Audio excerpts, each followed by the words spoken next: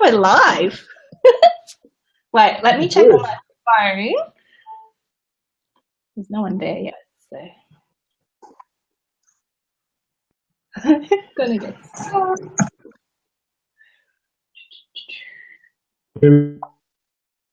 Oh, we're live. Look, we're live. Nobody. This is cool. So, hello, lifestyle lovers. I've got Damian Ball from T4B here for our very first live interview. So, hi, Damian. How are you doing tonight? Hello. I'm very well, Heidi. There's a bit of a lag. Can you hear me? Yeah. Hi, Mary. So we logged on a little bit earlier just to check that the tech was working. And we were looking at old photos from like 20 years ago and we couldn't find one of each other. So I think we get saved. So I'm happy about that. You're lucky. Hey? I'm lucky. No, you're lucky. So some of you probably have gathered that I've known Damian for a few years, just a couple. We've actually known each other since we were teenagers. And I was really surprised. We kind of lost touch a little bit and then we got back in touch. And then I was actually really surprised that he was in IT. And just thinking back a little bit to when I first started my business and thinking about some of the challenges that I had in IT was in the beginning, just not knowing what I needed. And when I spoke to different IT firms, I didn't even know where to begin asking for what I needed. And then just the whole idea of not understanding the difference between what I needed right now when I first started my business compared to like 5 to 10 years and forward looking. So I thought tonight we'd have a chat, like an informal chat with Damian and have a look at some of the questions that people have. But I'm interested to know what T4B stands for, Damian. Technology for business. Very. I thought so. And what made you decide to go into the IT business? Honestly, it happened sort of by accident. I was working in the accounts department as a teenager, not really knowing where I wanted to be, and opportunity. And I got offered that study, and then sort of it went on from there. And did some internal IT roles, and then went into working for other IT companies, and then started, had some partnerships in some other businesses, and then went out on my own 2 years ago. So that's the story in a nutshell. So what made you decide to go out on your own? What was the turning point? The decision was lifestyle and about wanting to have control of my own destiny and having to deliver positive outcomes for my clients. And the best way for me to make sure that I could do that was to do it in my own business. Yeah. Yeah, no, I think a lot of us do that. We'll go into business because we see better ways of doing things. Are you guys having trouble hearing us? Can you comment? My video was intermittent. Is it? Yeah, you're breaking up for me a little bit too. Somebody comment. Can you hear us? Sing. Good. Dawn says it's all good. All good. All right. Well, I'll keep moving. So what do you find most rewarding about what you do? Damian's glitchy. I think excuse me. Look, I think the biggest reward I get out of my business and my role and my I have a real focus having a commercial view about IT. So it's about outcomes for my clients. A lot of IT guys are they're geeks and they're focused on the technology and wanting to have the latest and greatest technology and all that sort of stuff. Whereas approach and making sure there's a return on investment and solving business problems with IT quite simply. You know, IT is just another tool that businesses need. There is, you know, there is a need or might need or a banker might need, but everyone needs IT. So it's just about making sure that using IT for a purpose, not just having it for the sake of it. Yeah, I know what you mean because over the years I've worked with a number of different IT firms, and sometimes it's often hard to decipher what they're saying to me. And I've never had that problem with you whenever you've picked up the phone and helped me, because it is hard to work out what you need. So for someone who's starting out like I did, where like if I came to you and said I'm starting an audiology business, I'm going to have. Yeah, he's breaking up a little bit. We've got NBN in Tassie, so. Well, I'm on a 100 meg connection here too, but just. Oh, I don't even know what that means. Screaming something. My wife got screaming something in the other room, so just give me 10 seconds. I'll be back. All right, he'll be back. He'll sort it out.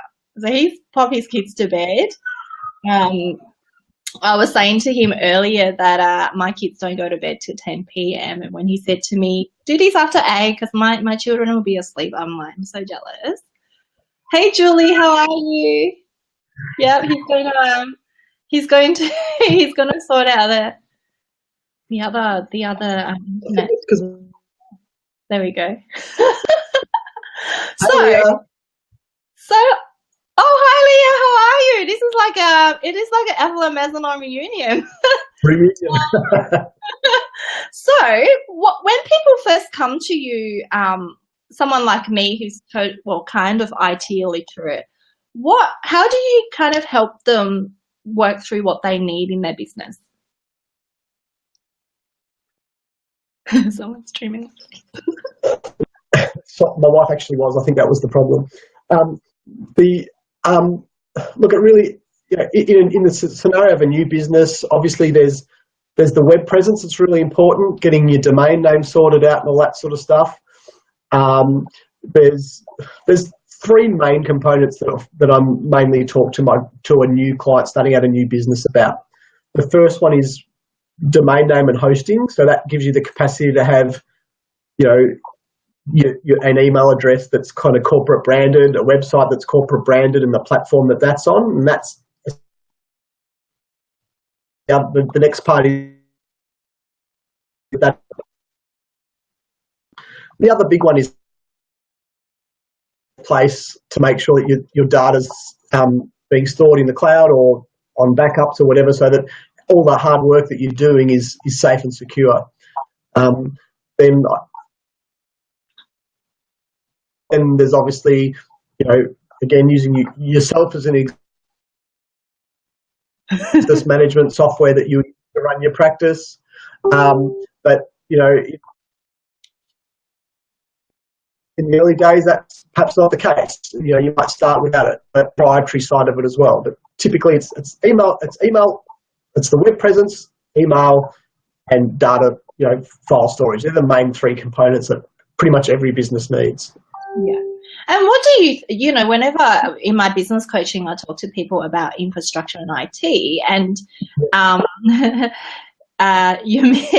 I think we'll have to get this transcribed, and we might type up a transcription as well for you guys. Julie's joining us from New York City, Damian, so 6:30 a.m. where she is. Hi, Julie. So yeah, whenever I coach someone in their business, that one of the biggest things that the decision making for them is to whether invest the startup money into having a kind of an infrastructure in IT and other things as well, that really project to a 5 or 10 year growth phase rather than just, getting that laptop by itself or whatever. Like, what's your take on that in terms of IT? Is it a good idea to do that, or how do you advise people? The advent of the cloud is brilliant for that, because you can start out small and you can have enterprise level functionality, but without having to spend big money. Okay. To give you an example, I've got plenty of clients who are sort of 5 or 10 staff. Not huge businesses, but not tiny businesses either. In the past, 10 years ago, these guys would have had to spend $25,000 on server infrastructure to get the functionality that they need. Yeah. These days, they might pay $150 a month and have everything they need. Yeah. And the beauty of that is yourself, or you've got 1 or 2 staff, then you might be only paying $50 or $60 a month to have that same infrastructure that people used to pay $25,000 to buy a server and software and everything else. And if you ended up your if you end up going through to your staff numbers growing, your business growing, then that can scale up with you. So you're not bound to the physical hardware or anything like that. So personally, I think that's the best way to do it. It's the way I've done it with my business, and it's the way a lot of my clients have done it. Yeah, I mean, certainly when we first started, we did have to invest about $20,000 in servers. So I mean, it's really quite an exciting time now that businesses can scale up. I will get a transcription of this typed up for you guys as well, because then that way, I know Damian's breaking up a little bit. Okay, so we've got a lot of solopreneurs here as well. Yep. How do you go about supporting those clients? I've got a few guys like that in my clientele as well. I've got one particular gentleman that I look after who's got a remarkable business who he runs from his laptop and a Volkswagen Transporter van that's decked out like an office. And he's got a 4G internet connection, and he's got a driver who uses his time in his mobile office him around. Look, it's all about meeting needs, about spending money. It's about solving a business problem, and IT is one way that those problems can be solved. Some problems can be solved with IT, or with staffing, or with outsourcing, or there's so many options, and people. That's what I'm here for. Yeah, great. So I'm just wondering, does anyone have any questions out there? Where are they? Let me have a look. I'm reading through these comments. It's quite funny, right? Julie from New York says, what are common startup? Oh, hang on. Sorry, it keeps moving. Julie, what are common startup challenges he sees that we smaller businesses can be aware of? When it comes to IT challenges, the most important part is to make sure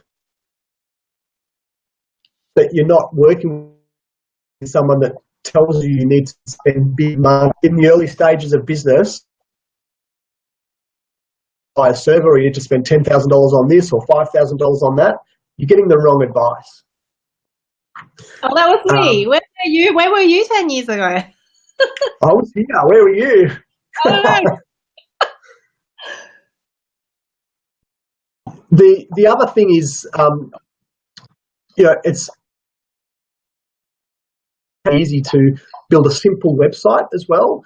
Look, certainly, if you're a creative person, it's not that difficult a stretch for someone. If you can use Microsoft Word and you're handy with a camera, you can actually build quite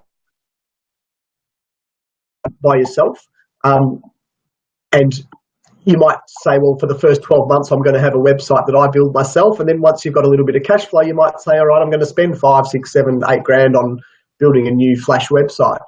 But that's the other thing, I think, for businesses, new businesses are always starting on the smell of an oily rag. No one wants to spend money, because whilst we all like to say we have confidence in the outcomes, in reality is we're all quite nervous about some money into it sometimes, and IT is a way that you can actually get some positive results with some conservative spend. I think especially nowadays where there's so much available resource-wise. For me, sometimes it's like software and resource overload. Like you just kind of sign up to all these programs that's supposed to do all this stuff, and you end up trying out 3 or 4 of them, and then you end up kind of spending more money than you would otherwise have. That's the problem that I'm having. Yep. Here we go. Leah's Leah's just gone. Tasmania has better reception than Melbourne. Go figure. We've got NBN down here, Leah. Yeah, NBN hasn't hit our suburb yet, so but I'm on fast internet. I don't know why it's jerky, but Yeah, glitchy. That's the word. So, was there anything else that you want to tell us about your business, Damian? I'll look a little bit of background. We look after customers, clients all over Australia. We provide computer hardware. We provide IT support and help desk services, both remotely and on site. We're really here to accommodate what the clients need. Some of our larger clients are on a fixed price managed services sort of IT plan, so some of our IT support for their businesses, and others just pay a standard hourly rate. But I'm very passionate about small business and about young businesses specifically, because I like the idea. I get a big kick out of helping an organisation grow, and being there on the ground floor, I think is the best time to be in there, and you sort of provide IT strategy at that level. It's critical. So the business comes and they've spent all this money and got all this stuff that they don't need, and then they come to me, and then it's like, why have you got all this stuff? Then we do a big eBay sale and go out and have dinner because they have selling a bunch of stuff they didn't need. Yeah. I just saw a message asking what my website is. It's T4B.com.au. I'll post it on the Facebook page. Yeah, no, that would be good. And you're around anyway, because I've seen you posting lots of stuff, lots of tips and stuff. Yeah. And I mean, you're certainly always there when I have an IT issue. He just rings me and goes, what have you done now? Like, I don't know. So yeah, I want to thank you for coming on board to doing our first live interview. What I'll do is I will post this. I'll just check the sound quality of the recording and I'll post it in the group. What I will do is I'll get a transcription typed up, and then Damian can fill in the blanks if we're missing any bits that are important, so then we don't miss out on any of the information. Yeah. Double check and see if there's any other questions. No, I think Leah had a question. Did she? Let me see. Leah was asking, I don't know who this Leah person is. I don't remember her at all. Leah, I think something about WordPress. No, we kind of all went to school together, so we're joking. Yeah. I think Leah was asking what my opinion was on WordPress. Leah, if that was your question, look, I think it's great. The idea, the first website I personally built for my company. The reason it wasn't the best website, but that was because of my own creative limitations, not because. If you have a look at my current website, it's also built out of WordPress. I paid a web developing professional to do that, and I've got a bunch of search engine optimization happening and lots of wizardry like that. I'm really happy with it. It's a great platform. It's flexible. Get out of it quite simple. Yeah, I use WordPress and Squarespace. I don't know. I haven't decided what I like better. Julie's got a question, and this has just gone over my head right now. I'll just read it out. What's the difference of backup-based terabyte HDs, I'm guessing that's hard disk, versus the cloud? So, okay, so I'll try and I don't 100% get that question either, but I'll try. So, are we talking about? Okay, I do. So the question is about what's the difference between and cloud-based backup. So a lot of businesses, typically businesses who have their own server, will back up to USB drives in order to take. Backup's obviously very critical if you have a server failure or what have you, but you need to be able to take it off site, because if you're backing up to something that's in the same building and the building burns down, there's no point having the backup in the office or in the shop or wherever. So the USB component is about taking your backup off site. Happen on a daily basis. Without it should be just part of this important routine about this. That said, Julie, as you were saying, there's a lot of people offering cloud backup solutions, and the benefit of that is that people like Heidi, who are diligent in taking their backups off site, don't have to worry about it. How did you know that? Have you known me 20 years? Look, the beauty of it is it used to be hellishly expensive to back up to the cloud. It's now becoming a lot cheaper to do it. Not long ago, I had a client spending $3,000 or $4,000 cloud. That client now spends a handful of $100 a month backing up to the cloud. Let's call them hacks. There's some products like Dropbox and others like it that are probably a bit more geared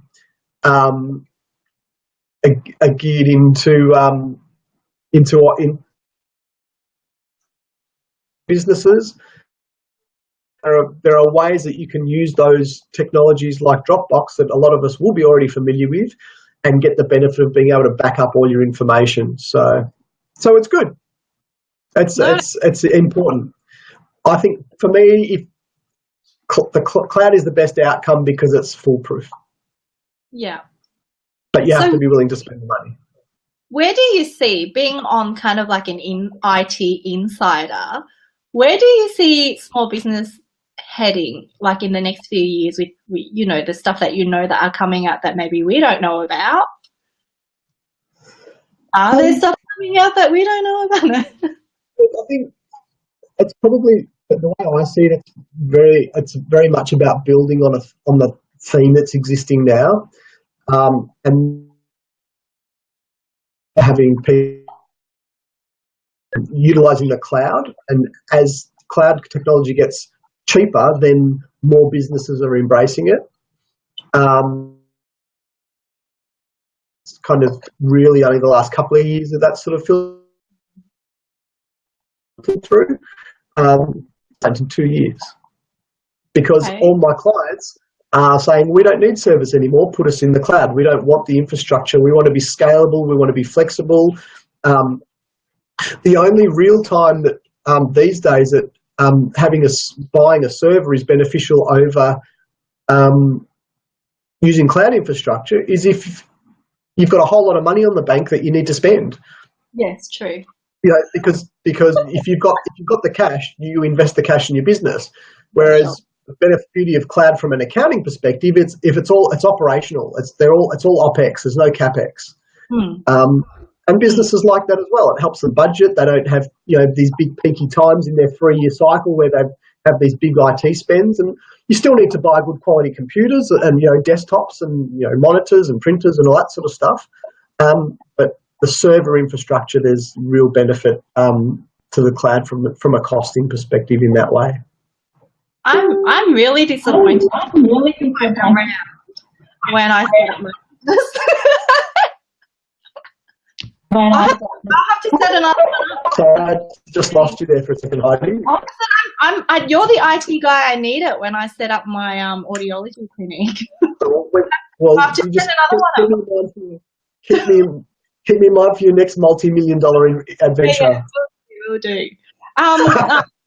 Lee uses WordPress as well. Do you guys have Yeah. any other IT question? You've got the IT guru here. Like, you can just ask him anything. I saw Leah on Facebook. She was sold a laptop today unnecessarily by the sounds of it. Leah, is that all sorted out? Wants us to bring that up, though. I did see that as well, but I'm not sure. Is she still there?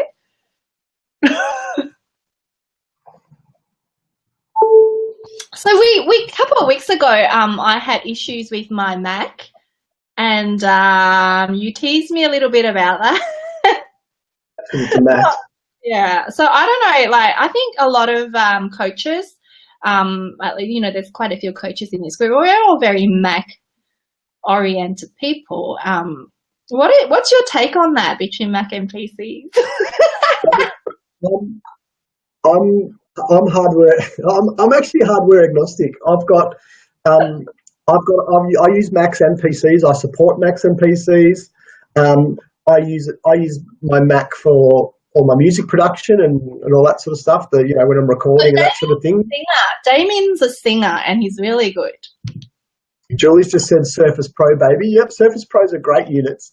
Look, my opinion is that in the business environment, you can't go past the PC. It's what they've built for, what they're always been built for. If you're a creative and you like your Mac more because it's silver and, because you just do,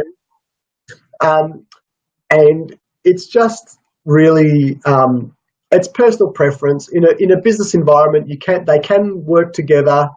There's no reason why you can't have PCs and Macs in the same place. But for me personally, I think, from a business perspective, PCs are cheaper. Thank you for buck, you get better performance out of your PC. I have is storage on my Mac. I just have too many photos on there, and then I'm like, oh, great. So yeah, look, it's whatever people like. It doesn't really matter. But I think for business, PCs typically, in my opinion, are better. You've got more control over them, and they're cheaper. Yeah, true. Cool. Is there anything else? Like, I often ask this question of other business owners because obviously I work with people in business. What is and also in audiology as well. Like, there's always that one thing that you wish, like when your best customer walks in the door and they say something to you like, you're like my dream client. What's that one thing? For a client of mine? Yeah. What characteristics does my own dream client have? Yeah. That you just go, oh my God, you're like the best client. Having an understanding that IT shouldn't be seen as an expense, as an investment. Yeah. And that's not just because I want them to spend their money with me. It's because IT is a big efficiency. It's a way of gaining efficiencies in a business. If you've got a business of 10 people and a really good IT system, or a business of 10 people and not having a good IT system, that could be an overhead of 2 staff. Sorry, I'm just laughing because Leah's written, laugh out loud, I've got my 2 laptops running now, fixed my Toshiba and have a new HP. I would like to know what the ETA on digital signatures for legal documentation. Currently it's a legal minefield. Of course she's going to give you a curly one. I would like to set up my legal business online and incorporate absolute document access. Over to you. Is it digital signature technology about Adobe do it? I don't know a hell of a lot about it. I've got one of my suppliers actually uses it. And I've signed contracts digitally with them before. Leah, we can have a bit of, I haven't done enough research on it to comment, but it exists already. I don't know what costs are associated with it. And then, of course, as you well pointed out, there's all the legislation around it and compliance around it too that I couldn't give you any advice on because that's not my field of expertise. But the technology we can have a chat about. Yeah, that's interesting because there's a lot of online contracts kind of digital signing programs out there. But I think, I don't know, maybe we can get Leah on here one day, because it's a lot of these programs are US based, and I don't know legally how that applies in Australia as well. So yeah, it's a big it's a very big discussion. Yeah, it's really interesting. Leah, maybe you can do research and let us know. Yeah, and we could have a little chat about that, because that's really interesting as well. So yeah. Julie's got more than 2 staff, more like all 10 will be working to figure out. Can you see that, Damian? She said more than 2 staff, more like all 10 will be working to figure out why the boss's computer doesn't work the way he or she wants. Yes, that can happen, but that's why you need T4B. So you just call the 1300 number and then I fix it for you. I love it. That's really why we got IT support, just so people would stop ringing us. Why is our printer not working? We're like, I don't know. Bring someone who knows, So it does take a lot of frustration and time, because people do want the answers, and they do want the support as well. And it's great to be able to ring someone. What's your response time frame like? Instant. Yeah, I actually logged onto your website today and I saw your face pop up and I thought, I could chat to him on here. Yeah, you can. That's pretty cool. It's all about I've got SLAs with my clients who are contracted, so that they're guaranteed response times. For a critical issue, response time is an hour. In reality, it's instantaneous. And I don't have relationships with my clients where they say, well, I've logged this ticket and it's taken you, this LA says it's this long. It's all about building the relationship and having it. I have a good understanding of how my clients operate. Therefore, I have a good understanding of what their needs are. So if something comes in, it's what's important for your business, Heidi, might be different for what's important to Leah's business is important. It's about what you need to keep your business churning and what you need to keep it operational, and that's different in every business. So SLAs are great for the point of view of having a contract, but if you're running your relationships and your business on your contract, then your client relationship isn't right anyway. Yeah, no, that's true. It's really about, like any business, understanding your customers' needs and having that relationship with them, knowing, that's why. Can you see any other questions? Because I'm only looking at it on here, and I think it's there's a bit of a lag. Yeah, cool. So I did see a question go, what is your website? Did we mention your website? Yeah, I've plunked it on the I've plunked it on the Facebook page. Okay, great. Multitasking. That's At least good. I thought I did. Maybe I didn't. Hang on. Oh, it's hard.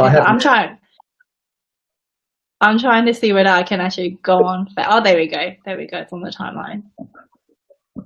Awesome. Yeah. I accidentally popped it on my own. I popped that on my own, but I accidentally popped that link on my own wall, so now all my friends are asking why I'm speaking myself on my own Facebook page. Self-promotion, it's all good. That's it. There's not enough self-promotion out there in the world. That's funny. Any other questions? Well, anyone else? Give it 5 seconds. No. Got 8 people watching. Come on. Any other IT questions? Let's see. Got it. Thanks. Oh yeah, Kitty's got your website. Julie's probably run off to work. She has. She did say that. Yes. Heidi, you're a good example of using technology for business with all your Facebook spruiking and going live and getting such a huge group of people together in such a short period of time. And thanks for reminding me. We got 600 today. I forgot to mention it. 600 members after 5 weeks, so I'm pretty excited. we'll have to get you down for a meetup, Damian, or maybe guest speak. Because yeah, that's growing as well. And we had a really good night, and I'll get down to one of your events soon. We're trying to get to Hobart at least once a year anyway. We've got friends that live on Kingston Beach, so my name. There you go. There you go. You'll have to come down. Not far from you, I don't think. They're up on the hill. That's where I am. They my neighbours. They probably are. They probably live on my street. Everybody in Hobart knows that all my friends actually live on the same street as me. Like every single person I know lives on my street. So they probably live on my street. That'll be weird. So congratulations! Oh, thank you. Thank you. Yeah, you should. You should, because it's always good to yeah. So Damian, if you're happy, I want to thank you for doing this, our very first live interview for our group. I really appreciate it. I appreciate all the invitation. You always help me with any IT issues, frustration, IT Facebook status that I put on. He's on the phone. He's like, just fix this. So, man, I put the Facebook post out and he rings me. He's like, just do this. I'm like, oh, okay. If anyone's got anything that they want to talk to me about, just generally or specifically, just shoot me a message anytime. More than happy to give a little bit of free advice to people in this group. So there's no hassle about that at all. So you guys can always use the hashtag. I think, is it questions? I don't remember. There's a hashtag you can use. Just put it there and then maybe tag Damian or me in it, and I'll make sure he sees it. Great. Well, good talking to you. I will talk to you again very soon, Damian, whenever I run into another problem. Thanks, everyone, for listening. Okay. Bye, everyone.